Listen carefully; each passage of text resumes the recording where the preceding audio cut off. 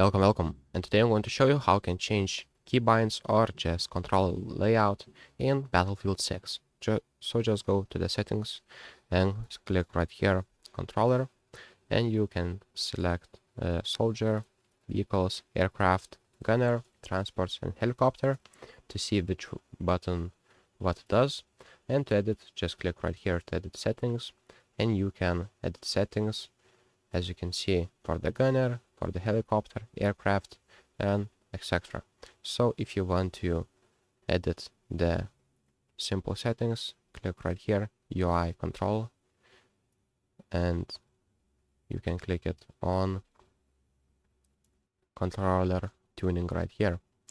So you can tune your dead zones and etc. And right here you can change the controller settings. So that's pretty much it. That's how you change sensitivities and etc. on your controller.